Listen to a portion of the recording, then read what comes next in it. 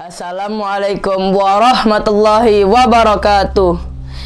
Di Jepang, dulu ada tradisi membuang orang tua yang sudah tua ke hutan sehingga tidak memberatkan kehidupan anak-anaknya. Pada suatu hari, ada seorang pemuda yang berniat membuang ibunya karena si ibu sudah lumpuh dan agak pikun. Si pemuda tersebut menyusuri hutan sambil menggendong ibunya. Ibunya yang tak berdaya menggapai setiap ranting dan menaburkannya di setiap jalan yang mereka lalui.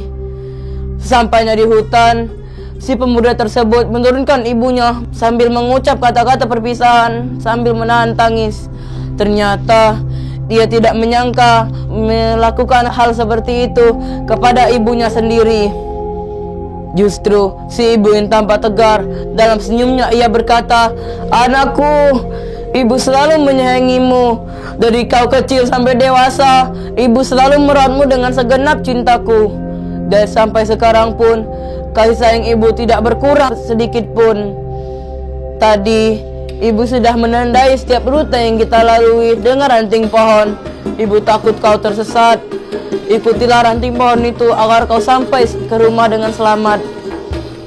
Teman-temanku semuanya, yang saat ini kita bahas adalah bukanlah kasih sayang ibu kepada kita, tetapi yang kita bahas adalah sosok aku yang menunggu kita, tetapi selalu kita kecewakan. Siapakah sosok aku itu? Sosok aku itu adalah hari-hari akhir Ramadan. Ya, Ramadan yang sebelum dia datang dengan gombalnya kita mengatakan marhaban ya Ramadan, selamat datang Ramadan. Pada pekan pertama, dengan semangatnya kita tilawah, tarawih, dan sahur dengan antusias.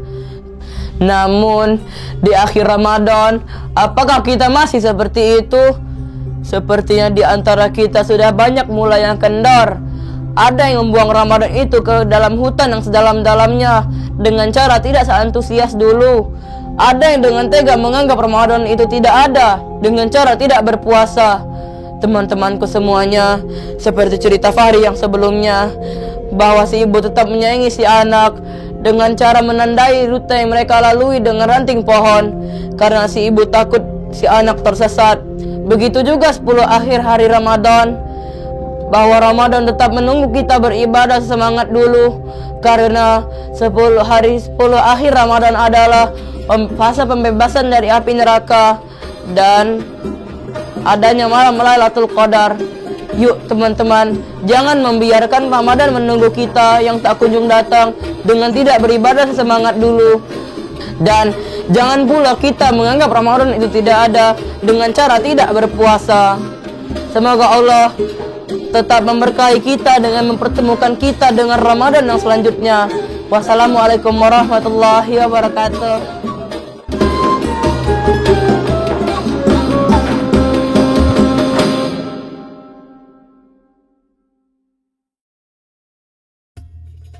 Bismillahirrahmanirrahim.